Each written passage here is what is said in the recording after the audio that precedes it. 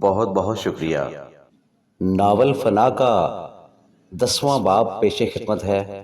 اس کا نام ہے 7 سال بعد۔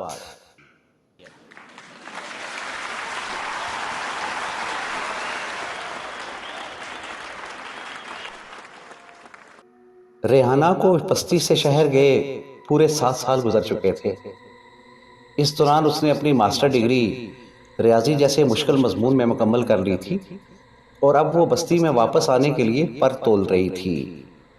ہرچند گمنام کی بہن اور اس کی پھپھی صفتہ نے اپنا پورا زور لگایا کہ ریحانہ تعلیم مکمل کرنے کے بعد واپس اپنی بستی میں نہ جائے اور یہیں شہر میں ہی رہ کر کوئی اعلیٰ ملازمت اختیار کر لے، مگر ریحانہ کی ضد کے آگے اس کی ایک نہ چلی۔ ان گزرے 7 سالوں میں شمائل کی شخصیت اور علم نے پوری بستی پر اپنی داغ بٹھا دی تھی۔ لوگ اسے اپنا سمجھنے لگے تھے تو ملکہ بہت ہی اپنا۔ اس میں یقیناً کچھ دخل اس کی خوب روئی اور اعلیٰ تعلیم کا بھی رہا ہوگا جو وہ شہر سے حاصل کر کے یہاں آیا تھا، مگر زیادہ دخل اس زبان کا تھا جو وہ کلام کرتے ہوئے بولتا تھا، یعنی خالص دیسی لہجہ میں اردو۔ اب نہیں معلوم ایسا وہ جان بوجھ کر کیا کرتا تھا یا یہ اس کے اندر کا وہ دیسی پن تھا جو بات بات پر اپنی مٹی سے جڑ جاتا تھا، مگر اسے بولتا ہوا سن کر یہی لگتا تھا کہ کوئی دور دراز کے دیہات سے اٹھ کر یہاں آ گیا ہے۔ صرف یہی نہیں، بستی والے اسے اپنے گھر کا ایک فرد سمجھنے لگے تھے، بلکہ جب سے وہ یہاں آیا تھا جاگیرداروں نے بھی چھوٹے موٹے مسئلوں پر بستی والوں سے الجھنا چھوڑ دیا تھا۔ ادھر ریحانہ کے سر پر تو گویا بستی میں واپس جانے کا بھوت سوار تھا۔ اس نے اپنی ڈگری ملتے ہی بستی کے اجڑا پجڑا ڈاکخانہ میں اپنے باپ گمنام کے نام ایک تار بھیج دی تھی تاکہ اس کا باپ گمنام اور ماں دل آرام خاطر جمع رکھیں کہ وہ جمعرات سویر والی گاڑی سے بستی کے ویران اسٹیشن پر اترنے والی ہے، اور خود ایک چھوٹا سا بیگ لے کر اس میں اپنے کپڑے، جوتی اور وہ ڈائری رکھنے لگی جو وہ پچھلے 7 سال سے لکھ رہی تھی۔ ڈائری کیا تھی؟ بستی کی یادوں کا ایک بھنڈار تھا وہ۔ پھر جس روز ریحانہ نے بستی میں واپس آنے کے لیے اپنا قدم ریل میں رکھا، اسی روز بستی کے اجڑا پجڑا ڈاکخانہ میں جاگیردار سوداگر نے اپنا قدم رکھ دیا اور آتے ہی اپنے دوست پوسٹ ماسٹر چراغ علی کا گلا اس نے پکڑ لیا۔ اوے یہ تیرا تار گھر ہے یا کوئی مار گھر جس سے گئی ایک چٹھی بھی آج تک میری ریحانہ تک نہیں پہنچی؟ چھیتی نال دس ہوئے یا کون ہے وہ نمک حرام جو میریاں چٹھیاں ریحانہ تک پہنچنے نہیں دیتا؟ میرا یقین کر سوداگرہ، تیری ہر چٹھی یہاں سے سرکار کی نگرانی میں گئی ہے۔ پوسٹ ماسٹر چراغ علی نے اپنا گریبان اس کے ہاتھوں سے چھڑا کر کہا ہی تھا کہ جاگیردار سوداگر پھر بول پڑا، تو پھر آپ بھی یقین کریں چراغ علی صاحب، آپ کے سرکار کے ہاتھوں میں گئی کوئی چٹھی میری سرکار تک نہیں پہنچی۔ اتنا کہہ کر وہ اس کے سامنے ہی کرسی پر بیٹھ گیا اور کہنے لگا، نہ چراغ علی صاحب، ایک بات تو بتائیں، یہ میری چٹھی ہے یا کسی بیوہ کی عرضی جو ہر وار داخلے دفتر کر دی جاتی ہے؟ بات کے دوران اس کی آنکھیں خود بخود ہی باہر نکل آئی تھیں۔ دیکھ سوداگر، چراغ علی نے کچھ کہنا شروع کیا ہی تھا کہ سوداگر پھر پھٹ پڑا، اوے جس روز چٹھی بھیجتا ہوں بستی میں آندھی آ جاتی ہے یا رات کو طوفان اٹھ جاتا ہے اور نور پیر کے ویلے مجھے اطلاع ملتی ہے کہ وہ خطوں والا بکسا ہی کہیں رڑ کھڑ گیا ہے۔ اور یہ کیا تماشا ہے یار، سرکار کو خطوں والا بکسا لگانے کے لیے رڑے کھڑے نالے ہی لبتے ہیں۔ اس کی بات سن کر چراغ علی ہنس پڑا اور بولا، سرکار بادشاہ ہوتی ہے سوداگر، وہ نہیں سنتی ونتی کسی کی، ہمیشہ اپنیاں مرضیاں کرتی ہے، بالکل تیری ریحانہ کی طرح۔ یہاں ریحانہ کا نام آتے ہی سوداگر بھی ہنس پڑا اور پھر اپنا ہاتھ اٹھا کر کہنے لگا، چل چھوڑ، چاہ پلا مجھے۔ سوداگر کے ڈاکخانہ سے اٹھتے ہی چراغ علی پھر ان خطوں اور لفافوں کی طرف متوجہ ہو گیا جو آج کی ڈاک میں شہر سے بستی والوں کے نام آئے تھے۔ پھر خطوط چھانٹتے چھانٹتے وہ اچانک چونک پڑا، ریحانہ کی تار اور گمنام کے نام۔ اس نے جلدی سے رسید نما لفافہ کو چاک کر دیا اور وہ تار زیر لب اپنی زبان میں پڑھنے لگا، میں جمعراتی سویرے والی گاڑی سے آ رہی ہوں، اس یقین نال کہ اب کوئی مائی کا لال آپ کا بال بیکا کر سکے گا نہ میرا، آپ کی پیاری بیٹی ریحانہ۔ تار پڑھتے ہی چراغ علی کے پورے وجود میں سردی کی ایک لہر سی دوڑ گئی، پھر وہ اپنی منڈی ادھر ادھر ہلا کر کہنے لگا، اوے کوئی جا کے سوداگر کو اتنا بتا دے کہ اب گریبان تار تار کرنے کے زمانے مک گئے، ریانہ کا تار کار پہنچنے سے پہلے ہی یہاں تار تار ہو چکا ہے۔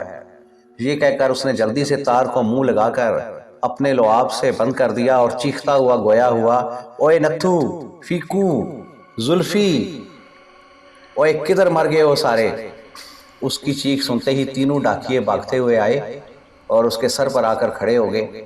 پھر وہ تینوں ایک ساتھ گویا ہوئے، جی جی جی، حکم چراغ علی صاحب، اوے حکم دے پترو، سارے کام چھوڑ دے ہوئے اور یہ تار گمنام کے گھر دے کر آؤ۔ چراغ علی پھر چیخ اٹھا۔ یہ سننا تھا کہ نتھو بول پڑا، یہ تار ماڑے کی دیو چراغ علی صاحب، سونے رب نے چاہیا تے گمنام نے بوئے پر پہنچن سو پہلا گم نہیں ہوگی سرکار۔ اس سے پہلے کہ چراغ علی اسے کوئی جواب دیتا، فیکو بول پڑا، اوے کسی روز ہمیں بھی دل آرام کے بوئے پر جانے دیا کر نتھو، اب تو عرصہ ہی ہوا، اس کی شکل بھی پل پل آ گئی ہے۔ یہاں چراغ علی نے اپنے لب کھولنے ہی چاہے تھے کہ زلفی بول پڑا، یہ تار مجھے دے دے چراغ علی صاحب، سدھے تیر کی طرح ریانہ کے گھر نہ پہنچی تو ذوالفقار ڈاکیا کس نے کہنا ہے مجھے؟ اتنا سننا تھا کہ پہلے سے گرم چراغ مزید چراغ پا ہو گیا اور کہنے لگا، اوے بند کرو یہ ڈائلاگ، مجھے تم تنوں پر اعتبار نہیں رہا، سوداگر پہلے ہی مجھ پر خفا ہے، کہتا ہے ڈاکیا نمک حرام نکل آئے تو وڈے وڈے ڈاکو بھی اس سے پناہ مانگتے ہیں نا۔ ایک بات تو بتاؤ، یہ میرے یار کے خط اور چٹھیاں گم کیوں ہو جاتی ہیں؟ یہ سننا تھا کہ نتھو ڈاکیا بول پڑا، یہ سوال تو آپ اس سے کرے نا جس کے نام وہ یہ چٹھیاں بھیجتا ہے۔ اوے تمہارا مطلب ہے ریانہ؟ چراغ علی نے اپنی اکھیاں چنیاں کرتے ہوئے کہا، ہاں چراغ علی صاحب، سیانے کہتے ہیں سجن بے پرواہ ہو جائے تو سارے خط ساری چٹھیاں گم ہو جاتی ہیں۔ نتھو کی یہ بات سن کر پوسٹ ماسٹر چراغ علی کی آنکھیں ایک ہی جگہ ٹھہر گئی تھیں۔ ادھر ریانہ کے گھر میں اس کی ماں دل آرام شہر میں ایک چرپائی پر بیٹھی اپنا سر گھٹنوں میں دیے آنسو بہائے جا رہی تھی۔ اسے جب سے صفتہ نے پیغام بھیجا تھا کہ ریحانہ کسی بھی وقت اپنے گھر چلی آئے گی، فکر سے اس کے آنسو رکنے کا نام نہیں لے رہے تھے۔ جاگیرداروں کے تصور سے رہ رہ کر اس کے دل میں ایک ہول اٹھتا تھا اور وہ پھر رونے لگ جاتی تھی۔ گمنام ایک طرف بنی کچی سیڑھیوں سے اتر کر کچھ پریشان سا ہو کر اس کے پاس چلا آیا اور کہنے لگا، ایک تو تیری سمجھ نہ لگے مجھے، ریانہ کے جانے پر اتھرو، اب اس کے آنے پر اتھرو، جو آنے پر رلائے نہ جانے پر وہ پھر غریب کی تھی تو نہ ہوئی ریانہ کے ابا۔ دل آرام پھر بلک بلک کر رو پڑی، اور تو اپنا دل نکا نکا نہ کر ریانہ کی ماں، اللہ نے چاہا تو ستے خیرہ ہوں گی، ایک بار میری تھی کو آنے تو دے، ساری بستی میں اس کے برابر کی تعلیم کسی کے پاس نہیں، پر 16 جماعتیں پڑھ جانے سے بھی کیا ہوتا ہے ریانہ کے ابا، اب 32 پڑھ جاؤ، رو گے وہی غریب کے غریب۔ دل آرام کا دل کہیں ٹھکنے پر تیار نہ تھا۔ اوے یہی تو تیری پل ہے کرما علیے، شمائل کہتا ہے غریب وہ نہیں ہوتا جس کے پاس دولت نہیں ہوتی، بلکہ اصل غریب تو وہ ہیں جن کے پاس علم نہیں ہوتا۔ مگر اس کی اس بات کا دل آرام پر کوئی اثر نہ ہوا اور وہ بولی، آج سوں 7 ورے پہلا اس آس پر ریانہ کو شہر بھیجا تھا کہ یہاں کے جاگیردار اسے سکھ کا سا نہیں لینے دے رہے تھے، اور اب وہ پھر واپس آئے گی تو۔ دل آرام کی ہچکی بندی ہی تھی کہ گمنام بول پڑا، پھر تو ہی بتا ریانہ کی ماں، میں کیا کروں؟ ان ساڈوں کا مقابلہ کرنے کی سکت مجھ میں نہیں، اور پھر کوئی ہک ہو تو تب نہ، پر ادھر تو سکندرا، سجاولا، تبارکا، سداگرا اور عجائب جیسے سانڈ بفرے پڑے ہیں، ایک سوں ود کے ایک نیلے پر دیلا۔ میری من تو جیسے ہی ریانہ آئے نا اس کے ہاتھ بھی لے کر دے، پھر شوکتا تکیا پا لیا ہے، نالے اپنی ماسی کا کار ہاؤ نہ ڈاؤ۔ دل آرام نے اس بار بڑی دور کی کوڑی لاتے ہوئے کہا، جسے سنتے ہی گمنام کہنے لگا، او ہو، میں اس سے انکاری نہیں ہوں، پر اب یہ بات ریانہ کو کون سمجھائے؟ ایسا نہ کہہ ریانہ کے ابا، شوکتے کے اس گھر پر بڑے احسان ہیں، چارہ سویل سے شام تک ملوں میں منہ کالا کرتا ہے تاکہ اس گھر کا چولہا جلتا رہے۔ گمنام کے پاس شاید اس بات کا کوئی جواب نہیں تھا، اس لیے وہ یوں ہی کھنگورے لگانے لگا۔ अपने दोस्त जागीरदार सौदागर को रेहाना की आमद की इतला करते ही पोस्ट मास्टर चिराग अली ने गला में खुद डाकियों वाला थैला डाल लिया और खेतों खलियानों के दरमियान में बना रास्ता पर गुनगुनाता हुआ एक साइकिल पर सवार हो गया। उसकी साइकिल गुनगुनाने की वजह से इधर उधर डोल रही थी, मगर इससे बेपरवाह चिराग अली के लबों पर गीत जारी था। नी चिट्ठिए सजना दिए तेनू चुम चुम दिल न लावा, सदकड़े जावा नी चिट्ठिए सजना दिए तेनू कुट कुट जफियां पावा, सदकड़े जावा नी चिट्ठिए सजना दिए। यहाँ वो अपनी लहर में गुनगुनाता हुआ जो ही गन्ना के एक खेत के पास पहुंचा तो अचानक उसी खेत के दरमियान से एक डाकिया का शमला नमूदार हुआ। उस शमला वाला ने महकमा डाक की वर्दी पहन रखी थी और चेहरा पर तलवार मार्का मूछें भी सजाई हुई थीं।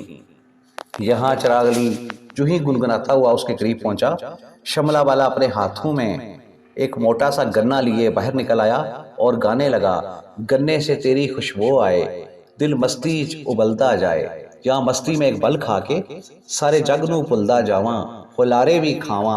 फिर वो हुलारे खाते हुए सचमुच अपना गन्ना लहराता हुआ पीछे से चिराग अली पर हमलावर हो गया।